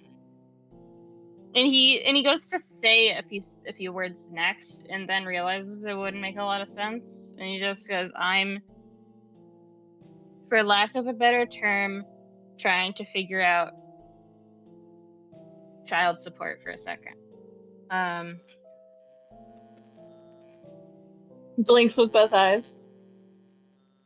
Don't. Okay. I don't remember. Okay, I don't remember if Caliban canonically knows about Chi Chi.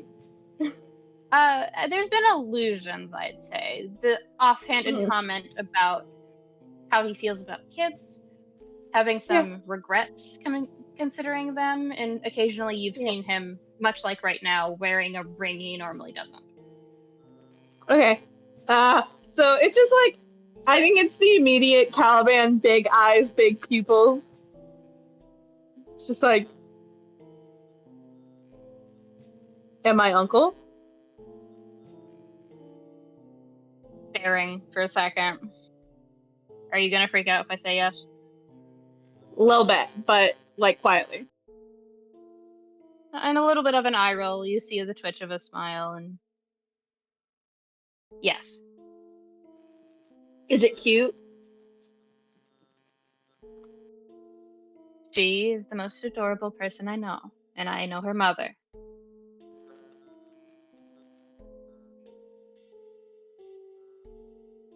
He like, I think Caliban's like wants to bully Alex for a second, turns to see if Otawolf already knew. There doesn't seem to be a visible reaction.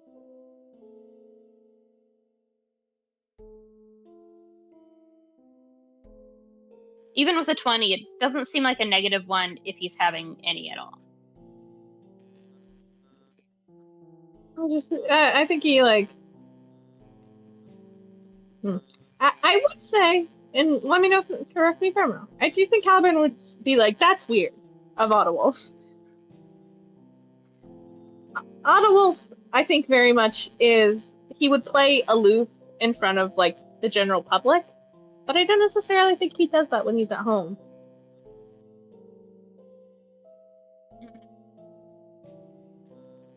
So there's just I think Caliban nudges Otawolf. There's just so like, you're doing math and it sucks.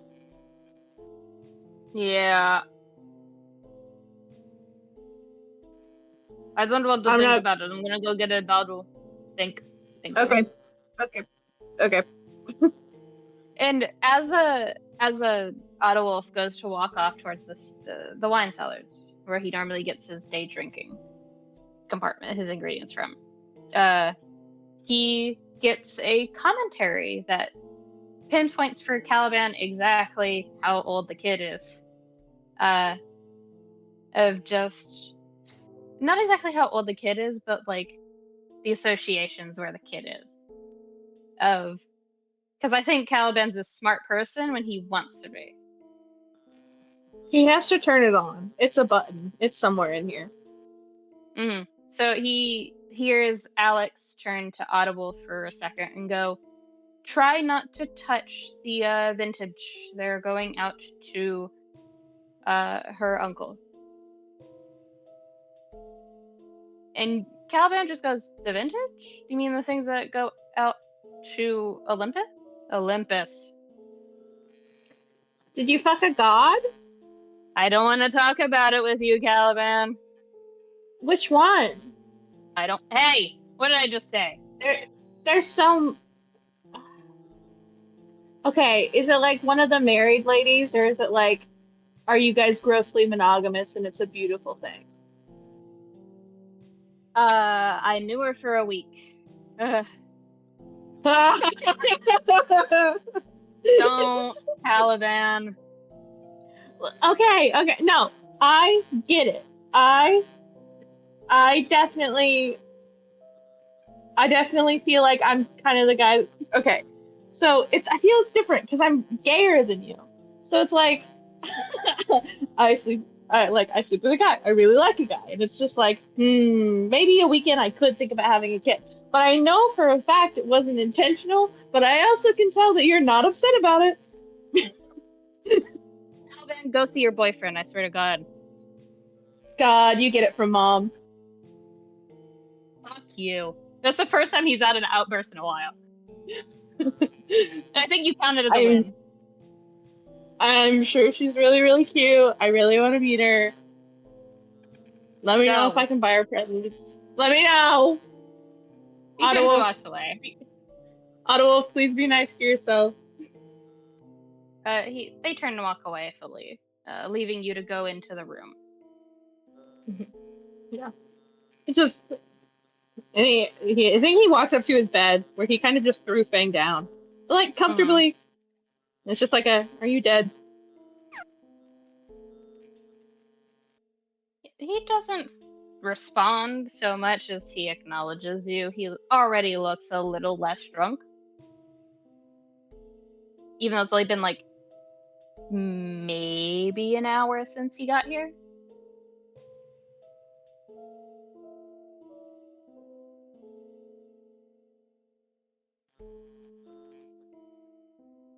I think he like I think it's silly. He doesn't think Fang works like this, but he does like press the back of his fingers to his forehead, make sure he's not like burning up and like, or like warmer than usual. Fang would be a little concerning, I feel. Still pretty cold, I'd say. Colder than the average person, but not ice cold.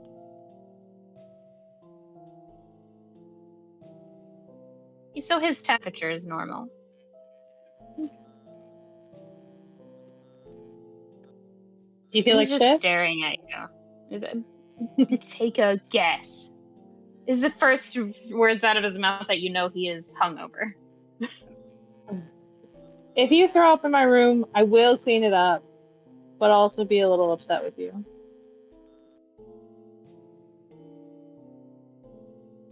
I'm in your room. Yes, this is my room.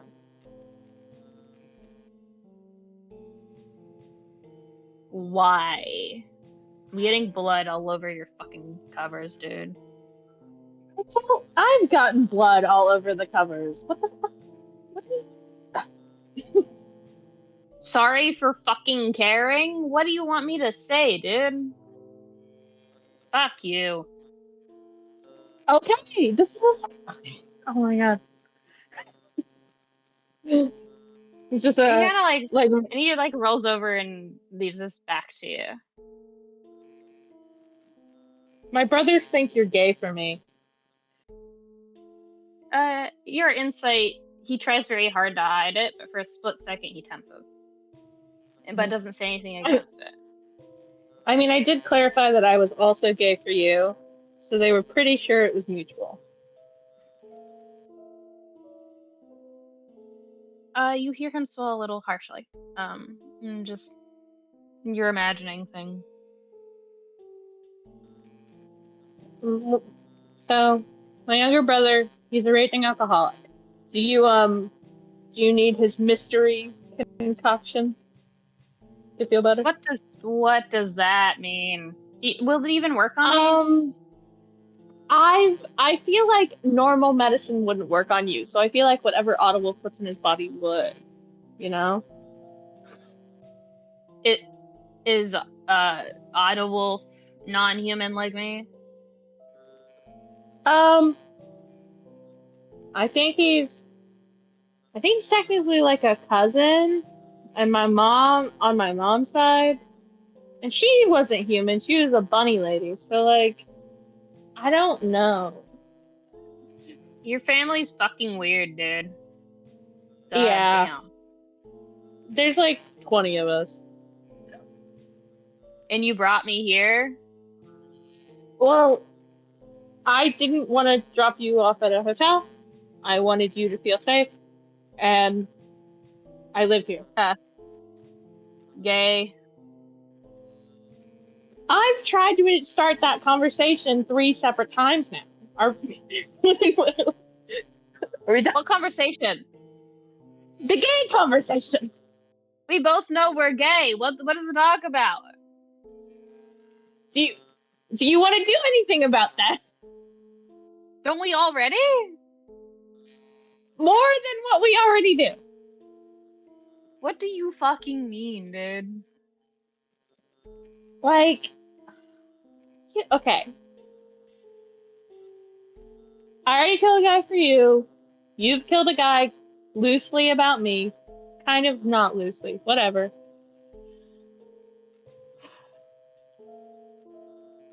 You literally have no proof on that. You told me. I told you? Don't lie. Yes. That sucks. Jesus. actual Caliban in my brain, like having this reaction to this conversation. It was just Actual Caliban just like, Jesus Christ, man. actual Caliban is in hell. Game Caliban, so tired. It's like, how fucking serious do you want me to be about it? And he rubs the back of his neck a little bit. It's an odd sign of vulnerability that he does, primarily around you in the lungs. But it's like he's nervous about being honest, which he normally isn't.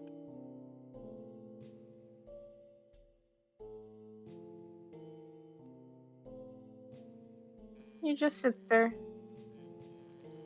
Do I need to like turn around so you can say it? And not pressure you with my eye contact? No, it's fine. He kind of His back is to Caliban right now, so he isn't really looking at you. Well, I think Caliban stares. I feel like Fang feels it. So that's sort of what I was alluding to. Yeah. He just no, nah, you're good. I know you keep saying that you're the one basically offering to go further, but I'm ew. I seem to have an emotion or two. Yeah, I fucking gathered that. Fuck off. I'm trying to be serious. I'm supporting you with slightly silly commentary. Keep going. I didn't think someone as kind as you would actually reciprocate how I feel.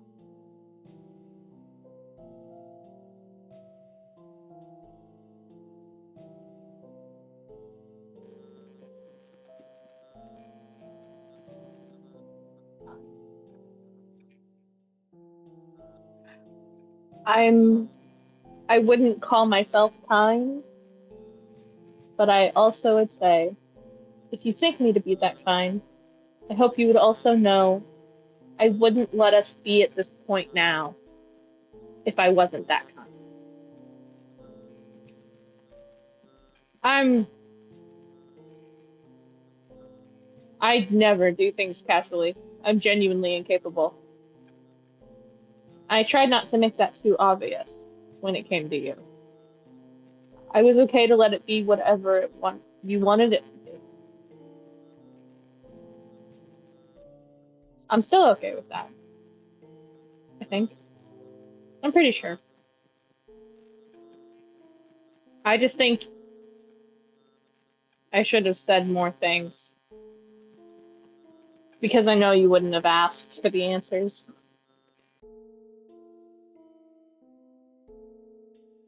I know this doesn't make a lot of sense right now, or maybe it does. And he just speaks openly. Not necessarily to you, but kind of at you. I know it doesn't make a lot of sense, or maybe it makes perfect sense to only you. But until very recently, I didn't register why it was so easy to fall in love again after him. I tried very hard to fight it. I am still very scared. And I don't like being scared. But you make it worth it. And he makes a sound of like, ugh.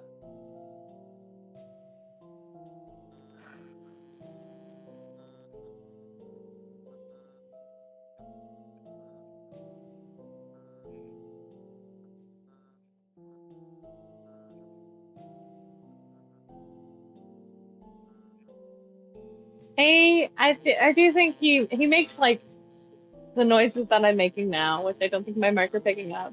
But it's like starting to say something and then thinking and starting to say something and thinking, and that's not a Caliban thing to do. Mm-hmm.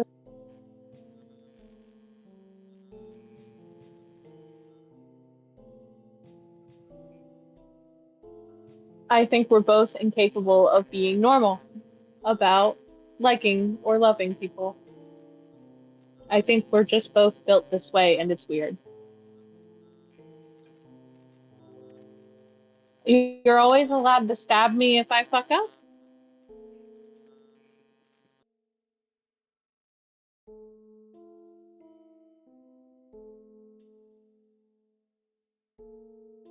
He's quiet for a bit.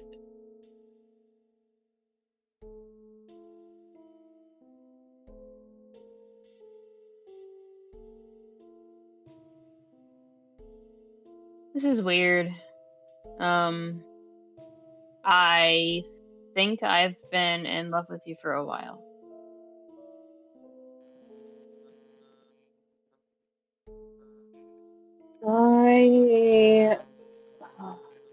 It's been what? At least 3 years on my end. But I haven't really been counting.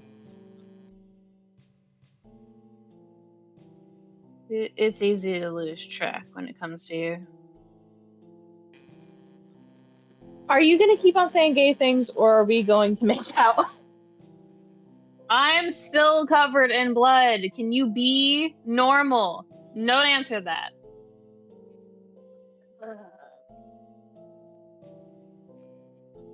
I think you and I both know that's part of the appeal. I guess. And he faces you now and sits up, and it's a lot easier in brighter light to see the stains of mana, blood stains, and everything else. He's just, for a second, he's genuinely smiling. But then it's that same smirk that he always wears.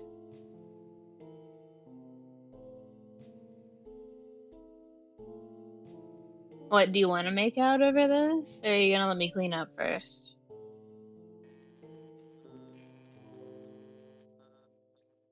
His tail wags a little bit.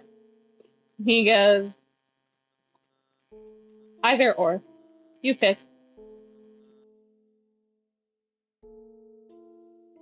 He scoffs a little, playfully. I don't think either of us would be able to keep our hands to ourselves. Mara, this is really gay. Yeah. Stop! I keep on like internally thinking, I'm like, is this just is this just what this is to be? Because okay, we've been doing gay as fuck Caliban and Fang shit, just not in session for like weeks now. And so now I'm like, oh, we're doing it. Turns to the three of my friends in the cuff chair. Are you guys having fun?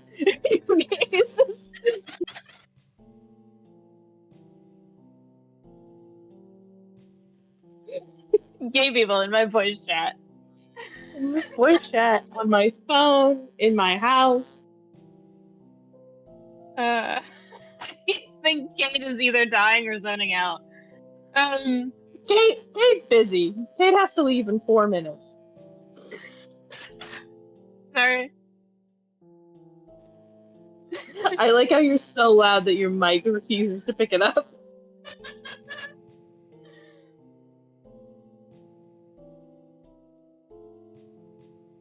Cayde wants to not be here.